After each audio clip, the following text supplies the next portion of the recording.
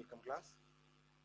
Last turn पर हम मुर्गियों में प्रजनन की विधियों के बारे में चर्चा करने के लिए मैंने आपसे ये कहा था, और हम यहाँ पर पोल्ट्री कीपिंग या कुक्कुट पालन किस प्रकार से किया जाता है इसके बारे में चर्चा कर रहे हैं। तो मुख्य रूप से यहाँ पर जो विधियाँ ली हुई है हमने वो दो विधियाँ हैं। एक हो गया आपका अंतः प्रजनन या इनब्रीडिंग, तो एक दूसरे से अधिक समानता रखने वाली किस्मों के मध्य अंतः प्रजनन जो है वो करवाया जाता है। और जीन पूल में ये सिस्टम क्या करता है कि होमोजाइगस जीन्स की संख्या में वृद्धि को लाता है, लेकिन इस प्रक्रिया के द्वारा अच्छे परिणाम प्राप्त नहीं हुए हैं। अच्छे परिणाम प्राप्त होने का मतलब क्या है, हम किस उद्देश्य के लिए पोल्ट्री कीपिंग जो कर रहे हैं वो ये है कि इनसे हम अंडे प्राप्त करें या मीट के लिए प्राप्त करें हम इनसे। तो इसमें कोई विशेष सुधार जो है वो इस क्रिया के द्वारा अंतः प्रजनन करवाने के द्वारा नहीं आता है। तो लेकिन पक्षियों में किसी एक लक्षण को प्रबल बनाने के लिए अंतः प्रजनन की प्रक्रिया जो है वो अपनाई जाती है।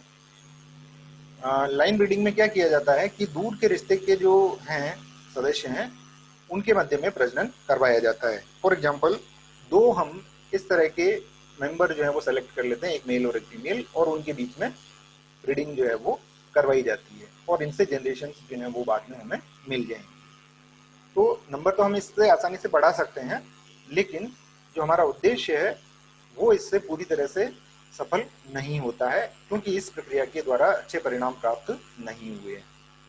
तो एक दूसरी विधि है जिसको कि हम क्रॉस ब्रीडिंग कहते हैं। तो यहाँ हम क्या करते हैं कि अलग अलग प्रकार की जो नस्ल हैं जो पूरी तरह से एक दूसरे से अलग हैं उनके मध्य प्रजनन जो है वो किया जाता है, जिससे कि हमें जो हाइब्रिड मिलता है वो उन्नत लक्षणों वाला होता है। कि जैसे उसमें दोनों ही के जो लक्षण हैं वो हमें मिल सकते हैं। जैसे उदाहरण के लिए अगर हम मान लें कि एक ऐसी वैरायटी है जिसमें जो कि मीट के लिए जिनको पाला जाता है, यानी जो अच्छा मीट हमें देते हैं, उसका संकरण अगर किसी एक ऐसी नस्ल के साथ करवाया जाए जो कि अच्छे मात्रा में अंडे हमें देती हैं, तो उनसे जो संतति हमें प्राप्त होगी उनसे हमें मीट और एग दोनों ही चीजें जो है वो इसमें मिल सकती हैं। ऐसी कुछ प्रजातियों के बारे में हमने पहले चर्चा की है। तो संकर जो प्रजातियां हैं वो इसी प्रकार से प्राप्त की जाती है, और जो हाइब्रिड विगर है वो इसी का परिणाम है, जिसको कि हम हेट्रोसिस भी कहते हैं। हाइब्रिड विगर या हेट्रोसिस, इसमें क्या होता है कि हाइब्रिड एक जनरल एक वो जो आपने पढ़ा होगा जेनेटिक्स में पहले कि hybrid are more vigorous than their parents, कि उनमें ऊर्जा जो है वो अच्छी होती है, उनसे जो परिणाम है वो हमें अच्छे मिलते हैं। तो कारण क्या है इसका कि जो संतति हमें मिल रही है उस संतति में दोनों जो श्रेष्ठ चयन जनक है, श्रेष्ठ जनक क्यों करें हम यहाँ पर इनको, क्योंकि हमने चयन किया है। जैसे मैंने जो उदाहरण दिया था आपको कि एक जो है वो मीट टाइप का है और एक एग टाइप का है, तो ये चयनित है। तो उसके कारण से ये जो संकर प्रजाति है वो ज्यादा क्रियाशील होगी। ज्यादा क्रियाशील होने से मतलब क्या है हमारा यहाँ पर कि वो जो हमें प्राप्त हुआ है संकर, वो आपको अच्छी मात्रा में मीट भी देगा और अंडे भी अच्छी मात्रा में देगा। तो आउटक्रॉस इसके जो अलावा जो आउटक्रॉसिंग है उसमें एक ही किस्म के प्राणियों में डिफरेंट स्ट्रेन्स में संकरण करवा करके और नस्ल सुधार जो है वो किया जाता है। कि प्रजाति तो एक ही है, लेकिन उसमें हम क्या करते हैं कि जिनमें जो ट्रेट्स या लक्षण जो हैं वो हमें अच्छे मिलते हैं उनको सेलेक्ट करके और धीरे धीरे हम उस स्पीसीज को इम्प्रूव जो है वो कर सकते हैं। तो इस क्रिया के द्वारा जो हमारे नए लक्षण हैं जो कि हम किसी स्पीसीज में चाहते हैं कि आने वाले समय में हमारे पास जो सदस्य हों उनमें ये लक्षण भी हों, तो इनको इससे हम उसके अंदर इंट्रोड्यूस करवाते हैं और जो अनवांटेड जीन्स हैं उनसे हमें धीरे धीरे इससे छुटकारा मिल जाता है। ओके, तो क्या करते हैं हम इन विधियों के अंदर कि प्रजनन करवाने की अनेक विधियां जो है वो हम काम में लेते हैं। तो कुछ नर सदस्यों को मुर्गियों के बारे में छोड़ दिया जाता है जहां रेंडम प्रकार से प्रजनन की क्रिया संपन्न होती है। रेंडम से हमारा मतलब क्या हुआ कि वो चांस के ऊपर डिपेंड है और उस पर हमारा नियंत्रण जो है वो नहीं है। एक दूसरी विधि में हम क्या करते हैं कि एक सेलेक्टेड मेल का संगम अनेक मादाओं के साथ सुनिश्चित किया जाता है ताकि जो पैतृक लक्षण है उसको संरक्षित किया जा सकता है। इसको पेन मीटिंग कहा जाता है, पेन मैटिंग। ये जो विधि है जिसमें हम क्या कर रहे हैं कि एक नर का संगम जो है वो अनेक मादाओं से करवाया जाता है जो कि हमारे सेलेक्टेड होंगी उनके लक्षणों के लिए, तो इसको पेन मैटिंग कहा जाता है। और एक होता है आपका स्टड मैटिंग। इस तकनीक का प्रयोग जो रिसर्च लेबोरेटरीज हैं वहां पर किया जाता है। उसमें हम क्या करते हैं कि हर एक मादा का को जो हमने सेलेक्ट की है और जो मेल जो हमने सेलेक्ट की है, तो हर एक मादा का एक अलग मेल के साथ में क्रॉसिंग जो है वो करवाया जाता है। और इसमें हम क्या करते हैं कि आर्टिफिशियल इंसेमिनेशन का उपयोग करते हैं, कृत्रिम गर्भाधान, जहां पर हम क्या करेंगे कि जो मेल जो हमने सेलेक्ट किया है उसके गुणों के लक्षणों के कारण से उसके शुक्राणुओं को लेकर के, और जो फीमेल हमने सेलेक्ट की है कुछ लक्षणों को देखते हुए उसके अंदर प्रवेश करवा करके और उनमें गर्भधारण जो है वो करवाया जाता है। ओके, अब पोल्ट्री की तकनीक्स जो हैं उनके बारे में अगर हम बात करें, कुक्कुट पालन की तकनीकें जो हैं उसमें हम किन किन टेक्निक्स का हम काम में लेते हैं और किन किन चीज़ों का हमें ध्यान जो है वो यहाँ पर रखना चाहिए। तो पोल्ट्री में, पोल्ट्री का मतलब क्या हुआ, जैसे मैं शुरुआत में बताया होगा मैंने आपको यहाँ पर शायद, और उसमें हमने ये कहा था कि केवल मुर्गी पालन से ही मतलब नहीं है हमारा, उसमें टर्कीज और डक्स इनका भी ब्रीडिंग जो है वो हम कर सकते हैं, इनकी रेयरिंग, इनका पालन पोषण हम वहाँ पर कर सकते हैं। तो पोल्ट्री पक्षियों में ये सभी पक्षी आ जाते हैं। हम यहाँ पर आपके कोर्स में जो टॉपिक है वो है मुर्गी पालन या कुक्कुट पालन, उसके बारे में एम्फेसिस देते हुए बात करेंगे। तो पोल्ट्री फार्मिंग में पक्षियों की जो देख रेख किया जाता है, इनका जो मैनेजमेंट किया जाता है, इसको ही हम मुर्गी पालन या पोल्ट्री पालन या इसको रेयरिंग जो है हम कहते हैं। तो जो फार्म हाउस में जो बड़े स्ट्रक्चर बना करके और इनको पाला जाता है, और मैंने आपको ये कहा है कि मुर्गियों का पालन हम करने के पीछे हमारे पास में दो मुख्य उद्देश्य हैं, एक तो मीट के लिए और दूसरा उनसे मिलने वाले अंडों के लिए। तो इसमें हमें कुछ चीजों का ध्यान जो है वो रखना पड़ेगा। सबसे पहली और इम्पोर्टेंट चीज जो है वो है सिलेक्शन ऑफ एग्स, कि हम अंडों का चुनाव जो है वो किस प्रकार से करते हैं। तो जो चूजे हमें मिलते हैं वो स्वस्थ हों और जो ब्रीड, उनकी जो ब्रीड हमें मिल रही है वो उन्नत प्रकार की हो, उसके लिए अंडों का चुनाव जो है वो बहुत इम्पोर्टेंट है। तो ऐसे अंडों को चुना जाना चाहिए जो जननक्षम हो। जननक्षम से क्या मतलब है, जिनसे बच्चे जो है वो निकल सकते हो। उनका आकार न तो बहुत अधिक बड़ा होना चाहिए और न अधिक छोटा होना चाहिए, यानी कि जो सामान्य आकार जो है वो इनका होना चाहिए। और सिलेक्शन में ये ध्यान रखें हम कि हमने जिनसे हमें चूजे प्राप्त करने के लिए जिन अंडों को सेलेक्ट करना है हमें, वो ताजा अंडे हों, फ्रेश अंडे हों, और इनमें कुछ लक्षणों के आधार पर हम इनको सेलेक्ट करते हैं कि उनका कवच जो है वो गहरे भूरे रंग का होना चाहिए। ये क्या, इससे होता क्या है कि गहरे भूरे रंग के कवच वाले जो अंडे हैं वो हल्के रंग के कवच वाले अंडों की तुलना में उनसे चूजे जो है वो जल्दी निकल जाते हैं। तो हमारे लिए समय जो है वो बच जाता है और उसमें ग्रोथ जो है वो हमें आगे इसका फायदा मिलेगा उनकी ग्रोथ के लिए, कि अगर वो जल्दी अंडे बाहर निकल जाते हैं, अंडों से बच्चे बाहर निकल जाते हैं, तो उनकी ग्रोथ के लिए हमें ज़्यादा समय जो है वो मिल जाता है। एक और चीज़ है उष्मायन एंड स्फोटन, इंक्यूबेशन एंड हेचिंग। इंक्यूबेशन क्या होता है, आपने देखा होगा कि हम मुर्गियों के अलावा भी दूसरे पक्षियों को देखते हैं तो वो अंडे के ऊपर बैठे रहते हैं, है ना? तो वो अपनी बॉडी हीट उसको देते हैं जिससे कि उसमें जो एम्ब्रियो है उसका डेवलपमेंट जो है वो सही होता रहे। तो ये प्रक्रिया इंक्यूबेशन कहलाती है। और हैचिंग का मतलब क्या होता है कि चूजे का अंडे से बाहर निकलना।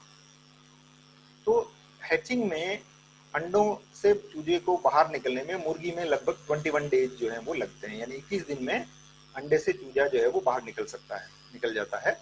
और अंडे के भीतर ही इनके विकास और परिवर्तन के विभिन्न चरण होते हैं, जिनके बारे में हमने फर्स्ट ईयर में डेवलपमेंटल बायोलॉजी में इसका पूरा डेवलपमेंट हमने पढ़ा है। तो इसके लिए जो फेवरेबल कंडीशंस हैं वो हमें वहाँ पर मेंटेन करके और रखनी पड़ेगी। जैसे आपका टेम्परेचर हो गया, ह्यूमिडिटी हो गया, और दूसरे जो फिजिकल फैक्टर्स हैं उनको हमें रखना पड़ेगा, जो कि जिससे ऊष्मायन की क्रिया के द्वारा मादा द्वारा प्राकृतिक रूप से जिस प्रकार से इंक्यूबेशन किया जाता है वही परिस्थितियां हम वहां पर रखेंगे। तो इसको हम नेचुरल इनकलेशन कहते हैं, प्राकृतिक गायन इसको कहा जाता है।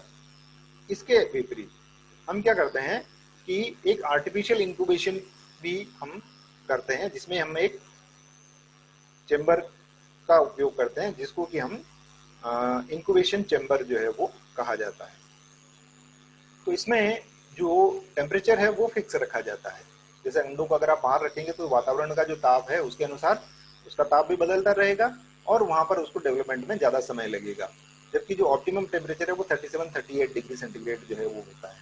ठीक है, तो हम इसको इंक्यूबेशन चेंबर के अंदर रखते हैं और उस चेंबर के अंदर क्या करेंगे हम कि एयर फ्लो और ह्यूमिडिटी इनका भी पूरा ध्यान जो है वो रखेंगे।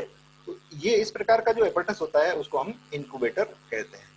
और आप जानते हैं कि इंक्यूबेशन की क्रिया के द्वारा ही चूजे जो हैं वो अंदर विकसित होंगे, एम्ब्रियो से चूजा बनने की क्रिया जो है वो होगी और उसके बाद में उसमें हैचिंग होगी। हैचिंग क्या होगा?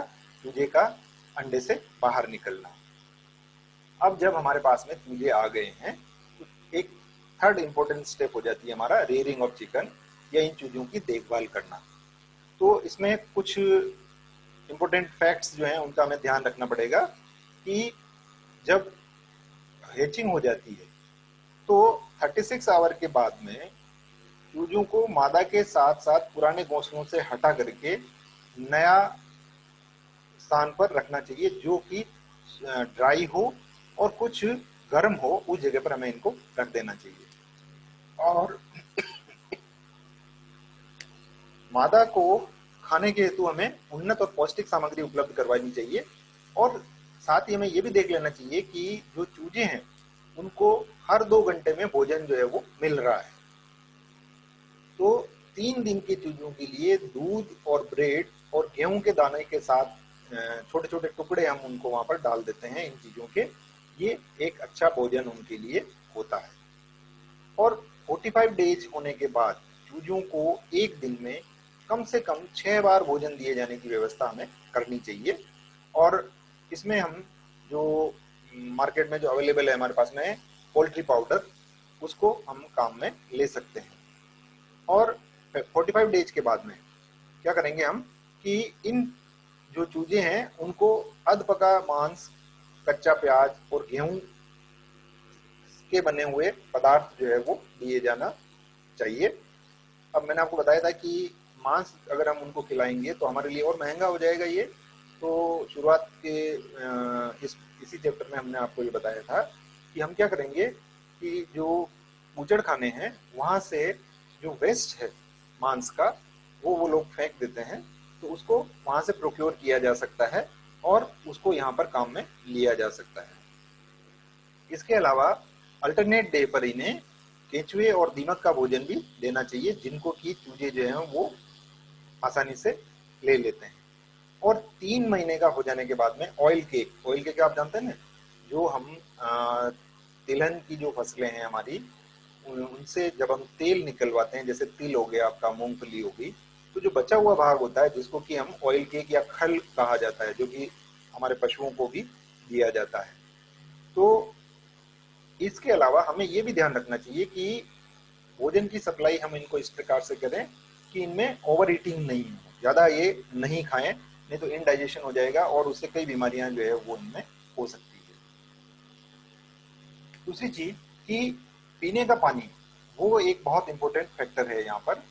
तो इन्हें हमेशा स्वच्छ जल देना चाहिए और ज्यादा जो संक्रमण के चांस हैं वो उस पानी की वजह से होते हैं, क्योंकि आपने पानी वहां रखा हुआ है, साफ सफाई नहीं करी है, तो उसके अंदर इनकी जो बीट है वो चली जाएगी, कई सारे बैक्टीरिया जो है वो उसके अंदर डेवलप हो सकते हैं। तो हमें क्या करना चाहिए कि उसमें थोड़ा सा पोटेशियम परमैंगनेट मिला दें, थोड़ा सा, जिससे कि बैक्टीरिया का कल्चर जो है वो उसके ऊपर नहीं होगा, बैक्टीरिया का जो ग्रोथ है वो उस पानी के अंदर नहीं होगी। और जो ओवरऑल हाइजीन है वहाँ पर सफाई का भी पूरा ध्यान रखना चाहिए। इसमें इनकी बॉडी का, पिंजरे का और जो घोंसला अगर हमने बना रखा है स्ट्रक्चर वहाँ पर, तो उसकी भी सफाई का पूर्ण ध्यान जो है वो रखना चाहिए। और जब ये 6 माह के हो जाते हैं तो इन्हें दिन में 3 बार अनाज के दाने, हरी सब्जी और लिक्विड फूड का हमें प्रोवाइड करवाना चाहिए, सेवन करवाना चाहिए। और एक चीज ध्यान रखिए आप यहाँ पर कि मुर्गी एक बार में जितना अंडा देती है, मुर्गी जैसे हम जानते हैं कि एक बार में 1 अंडा देती है, लेकिन जब उसकी एक साइकिल पूरी हो जाती है तो उसको हम कहते हैं कि ये एक क्लच है। किसी बर्ड के द्वारा दिए गए अंडों के समूहों को हम क्लच कहते हैं। तो हम क्या करेंगे कि जैसे जैसे अगर मुर्गी के घोंसले में से अंडों को हटाते रहेंगे तो उसमें अंडे देने की प्रवृत्ति में वृद्धि होती है, क्योंकि अंडे देने के बाद मुर्गियों में प्रोलैक्टिन हार्मोन का सिक्रीशन हो जाता है, जो कि इसमें जो मातृक व्यवहार जो है उसको ये इंड्यूस करवाता है। इथोलॉजी का जो पार्ट आएगा हमारा, तब इसके बारे में हम और वहाँ चर्चा करेंगे कि जो मैटरनल बिहेवियर क्या होता है और किस प्रकार से जो पेरेंटल केयर है उसके लिए ये एक बहुत इंपॉर्टेंट प्रक्रिया है। ओके, अब जो अंडे हमें मिल रहे हैं उन अंडों के कंपोनेंट्स क्या हैं, कंपोनेंट ऑफ एग्स या उनके घटक क्या क्या होते हैं। तो अंडों में प्रोटीन, वसा और विटामिन की भरपूर मात्रा होती है और कार्बोहाइड्रेट इसमें लगभग नगण्य मात्रा में होता है, यानी बहुत कम इसके अंदर ये होता है।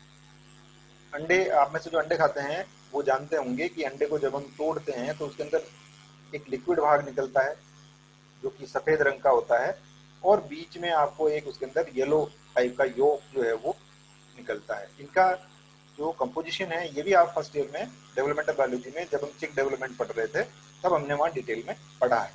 तो ये जो एल्बुमिन है ये एक्चुअली क्या है, एक प्रोटीन है, और जो मुख्य भाग है इसका वो एल्बुमिन और केना एल्बुमिन जो है वो पाया जाता है। ये 2 प्रकार इसके अंदर पाया जाता है। और इसके अंदर जो विटामिन हैं उनमें amino acid, threonine, leucine, lysine और फिनाइल एलेनिन जो है वो इसके अंदर पाए जाते हैं। ओके, अब लास्ट में हम आ जाते हैं कि पोल्ट्री में जो रोग होते हैं वो कौन कौन से रोग हैं और किस प्रकार से हम इनका बचाव जो है वो कर सकते हैं। तो मुर्गियों में सबसे सामान्य रूप से होने वाला जो रोग है उसको रानीखेत कहा जाता है, और इसके ऊपर काफी क्वेश्चन पूछे जाते हैं, लक्षण इसके किस प्रकार के होते हैं। तो मैंने यहाँ डायग्राम से भी बताने की कोशिश की है कि इन डिफरेंट डायग्राम्स में आप देख सकते हैं कि ये जो मुर्गे हैं वो रानीखेत रोग से प्रभावित हैं। तो इनमें क्या होता है कि इनको डायरिया हो जाता है, और इसमें आप देखेंगे कि इनकी चोंच जो है वो थोड़ी सी खुली नजर आती है। ये देखिए आप, जैसे फर्स्ट वाला डायग्राम चोंच खुला रखता है, ये यहाँ पर भी ये देखिए चोंच को इसने खुली रखा हुआ। और इसके अंदर क्या होगा, अगर आप ध्यान से देखें तो इसके अंदर सलाइवा या हम कहें कि म्यूकस जो है वो भरा हुआ रहता है, और इसके कारण से इन्हें बहुत अधिक प्यास लगती है। और जब रोग बहुत एडवांस स्टेज में आ जाता है या उग्र हो जाता है तब इनमें पंखों को लकवा लग जाता है। जैसे आप देखिए यहाँ पर, ये इस वाले में देखिए आप, ये पंख जो है वो इसके पैरालाइज हो जाता है। तो इस समय पर आप देखेंगे कि अगर मुर्गी जो है वो गोल गोल चक्कर लगा रही है तो आप इसको आइडेंटिफाई कर सकते हैं। 2 चीजें देखिए, 3 लक्षण बताए मैंने आपको यहाँ पर। एक तो चोंच जो है वो खुली रहती है, म्यूकस भरा रहता है, पंख जो है वो नहीं फटफटा पाती हैं, उनमें लकवा हो जाता है, और तीसरा ये गोल गोल चक्कर जो है वो लगाती रहती है। तो इन पक्षियों के चलने से ये जो म्यूकस सिक्रीशन है वो अगर किसी दूसरे प्राणी के उसके संपर्क में आता है, जैसे ये पानी पी रही है और उसी से दूसरा जो स्वस्थ मुर्गी है उसने पानी पिया तो वो इन्फेक्ट हो जाएगी, या जो अनाज, जो भोजन हमने इनको डाल रखा है उसमें ये म्यूकस मिल जाता है, तो फिर आपका ये उसके भी इन्फेक्ट होने के चांस जो हैं वो होते हैं। ओके, दूसरा जो रोग है वो है स्पाइरोकीटोसिस। तो ये जो रोग है ये टिक्स के कारण से होता है, और टिक जो है वो जनरली होता क्या है कि रात्रि के समय पर ये मुर्गियों का रक्त जो है वो चूसती है और दिन में ये उनकी बॉडी से हट करके वो जो शेल्टर बनाया है हमने वो उसके अंदर कहीं छिपने की जगह होती है तो उसके अंदर छिप जाती है। तो इसलिए इसके बचाव के लिए हमें पिंजरे जो है वो धातु के बनाने चाहिए। तो ये इससे होता क्या है कि इनमें टिक फीवर के लक्षण जो है वो होते हैं, और या इसको हम टिक फीवर या स्पाइरोकिटोसिस कहते हैं। तो टिक फीवर या स्पाइरोकिटोसिस जो है वो किसके, इसका जो रोगजनक कारक है वो आपका बोरेलिया एंसेरेटिना है, जो कि हम इसको एक दूसरा नाम इसका दिया है स्पाइरोकीटा गैलेनेरियम। स्पाइरोकीटा गैलिनेरम नाम याद रखिए आप। इसको रोगजनक कारक कौन सा है ये पूछा जा सकता है, तो स्पाइरोकीटा गैलिनेरम। अब मैं जैसा मैंने बताया था आपको यहाँ पर कि ये एक टिक है कीचड़े जैसा जो जिसको हम कहते हैं, ये मुर्गियों का रक्त जो है वो चूसती रहती है। ये है आपका आर्गेस पर्सिकस। दो नाम ध्यान में रखने आपको, स्पाइरोकीटा गैलिनेरम जो कि इसका रोगजनक है, और इसका ट्रांसफर कौन करता है, इसको टिक आर्गस पेरिकस। और कभी कभी जो है वो इन्फेक्टेड फीकस के द्वारा भी इसका संक्रमण जो है वो एक से दूसरे के अंदर हो जाता है। इसके दो रूप हैं, एक हमने कहा है कि वो माइल्ड है और दूसरा एक्यूट है। जो एक्यूट फॉर्म है ये इनको कभी कभी इन मुर्गियों की मौत का कारण जो है वो बन जाता है विदाउट सिम्टम और वार्निंग के। तो हालांकि ये कम ही होता है, और इसमें आप देख सकते हैं कि इस तरह से मुर्गी की डेथ जो है वो हो जाती है। तो ये वो टिक है जिसको क्या है, जिसका नाम क्या है, आर्गस पर्सिकस। और ये करता क्या है कि ये आपको स्पाइरोकीटा गैलिनेरम को स्प्रेड करता है एक मुर्गी से दूसरी मुर्गी में। और एक तीसरा जो रोग है वो है एपोलेक्सी। तो जैसा हम पहले कह रहे थे कि मुर्गियों को भोजन जब हम दे रहे हैं तो हमें नियंत्रण रखना चाहिए उनके ऊपर कि वो किस प्रकार से भोजन कितनी मात्रा में वो लेती। अगर भोजन अधिक मात्रा में लेती हैं तो उसमें पेचिश, डायरिया जो मैंने कहा था, और डिसेंट्री जैसे रोग जो हो जाते हैं। इसके अलावा कुछ और रोग जो हैं जो कि कॉमन कोल्ड है, चिकन पॉक्स है, कोलेरा, ये भी मुर्गियों में उत्पन्न होते हैं। और ऐसी परिस्थितियों में रोगी प्राणियों को मार देना ही पोल्ट्री फार्मिंग में उचित निर्णय माना जाता है। यहाँ पर आप ये नहीं कह सकते कि इन प्राणियों को, एक्चुअली यहाँ पर हम उनकी ब्रीडिंग ही कर ही इसीलिए रहे हैं। अगर आप मीट टाइप वाला कर रहे हैं तो उनको खाने के लिए काम में लेना है हमारे को, है ना।